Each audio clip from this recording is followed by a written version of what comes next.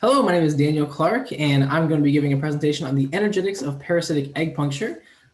This presentation was held with my co-authors, Dr. Phil Anderson and Dr. Mark Hauber from the University of Illinois at Urbana-Champaign.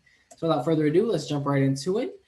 So first, I want to talk a little bit about brood parasitism. So brood parasites are birds that lay their eggs in other birds' nests, and we call these birds hosts.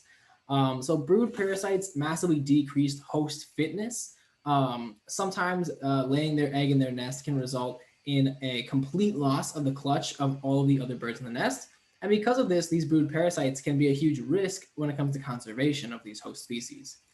So obviously, having these brood parasites eggs in your nest is not that great. So hosts eject the eggs usually in three different types of ways. They use grasp ejection, where they grab the egg and manually pull it out of the nest. Puncture ejection, where the birds puncture the egg first and then use that hole to carry it out of the nest. And then some birds in South America have been found to use foot ejection, where they push the egg out of the nest using their feet. And hosts normally exist as an acceptor or a rejector. So we don't actually see a lot of bird species kind of sometimes rejecting and sometimes accepting eggs. They usually either do or they don't for the birds in that species. And so this is kind of interesting. And so we think this has a lot to do with egg recognition.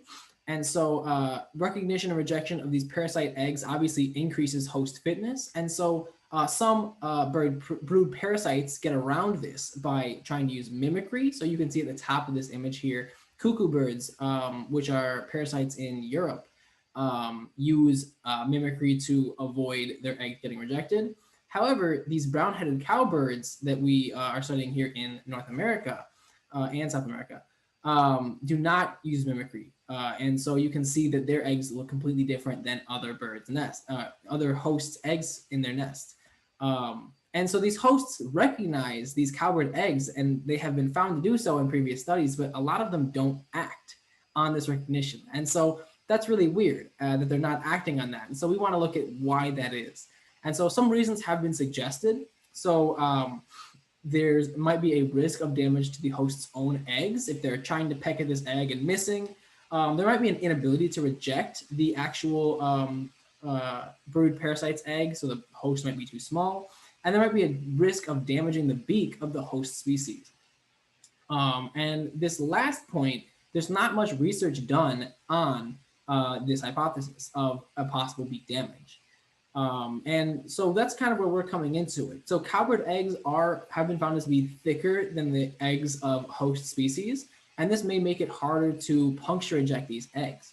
And our study is aiming to explore this difficulty of puncturing eggs in general. So the energetics of egg puncture isn't actually that well studied. There's almost no research on how the speed of this puncture is affecting the tool impact, or there's almost no research on how the speed is affecting the tool impact of the egg or the beak damage. And so there's also a lot of covariables going into this. So there's the beak sharpness, the substrate that's underneath the egg, and there's the speed at which the bird is pecking. All of these things playing into the actual egg puncture event.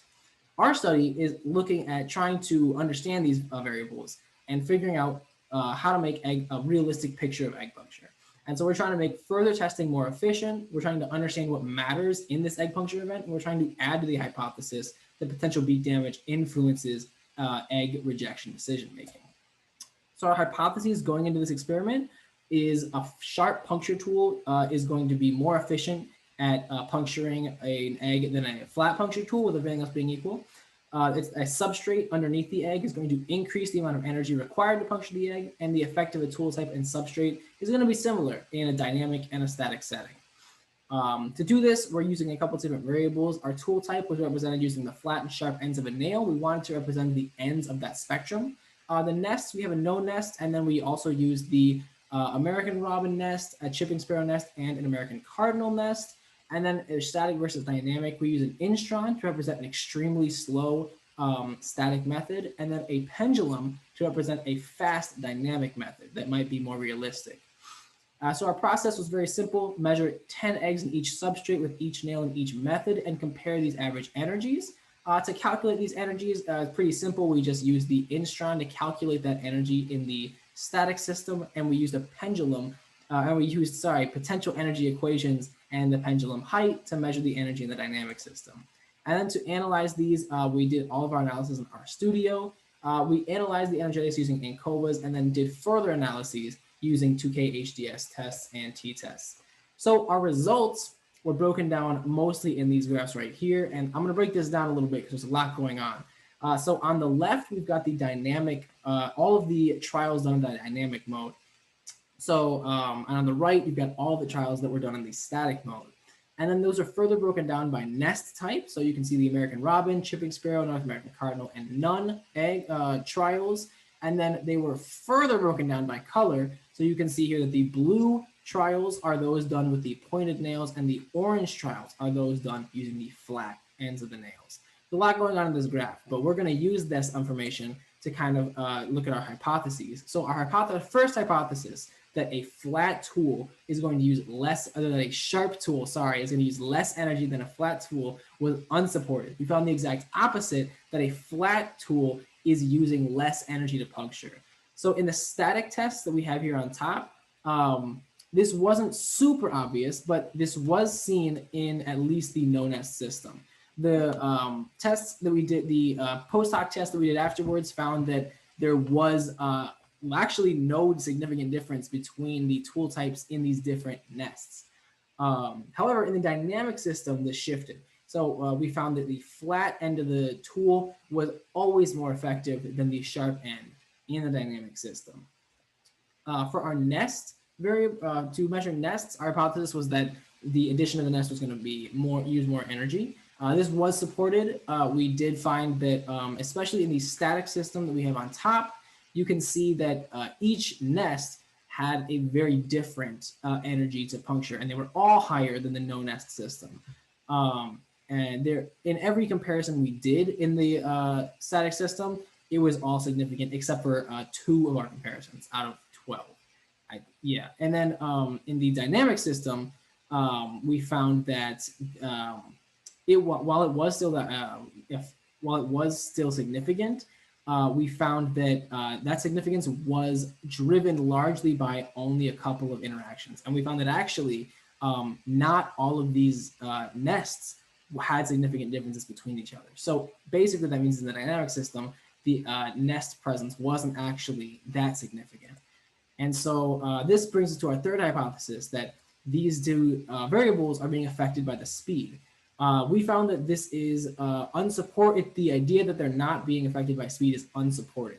So you can see here that different patterns are seen in these different modes. We've highlighted these by circling those patterns. So in the static system, we find that the pattern is dominated by the presence of a nest and that type of nest. While in the dynamic system, the tool type is really what's dominating that pattern. So if you're using a sharp nail or a flat nail, that's really what's going to give you that significance. And remember, the dynamic system is what's more relatable to real life. So what does this all mean? The big points out of this were that pecking is working very differently in the static and dynamic systems, which is something we really want to take into account in future experiments. We also found that sharper beaks require more energy to puncture eggs. And this initially, while this was a surprise to us, it actually matches with previous research done on brittle materials puncture, that dull puncture tools are using less energy. Finally, nests don't have that much of an effect between species in a dynamic situation. So in terms of beak damage, something we found during the course of our experiments was that the nail we were using actually got dulled over the course of a couple trials, which we had to account for during the dynamic experiments. Also birds, the idea that the dynamic system, the tool type had such a big effect on the energy being used, these things may add to the hypothesis that birds may be avoiding rejecting eggs to protect their beak. So the beak of a bird, the shape of that beak can really affect their foraging and pruning abilities. And the energy to break a beak is not very well defined. So getting damage done to your beak is going to have a huge effect on your fitness going through your life, especially when it comes to, again, these foraging and pruning kind of situations. And so if the bird is getting damage to that beak, it would be a really big reason to not try to puncture these eggs. And finally, when discussing the energetics that we found in this experiment, we found that the substrate really matters, especially in static experiments. So when you're doing things slowly, it really matters what's underneath, but not so much when you're doing things in a quick way. And that brings us to our biggest thing that we found is that speed really matters. So when you're testing things using energetics, if you're doing it fast, if you're doing it slow, has a huge impact on how different variables are going to play into that experiment. Tests done in a dynamic way have really different patterns than tests done in a static way. And this is something to remember in all of our future experiments done in biology, whether that's egg puncture or something else. Always keep in mind how fast stuff is moving. And so that was really it. So we just wanted to thank everybody pictured here on this slide, and just thank you guys for coming out and watching this video. Thank you so much, and have a great rest of the conference.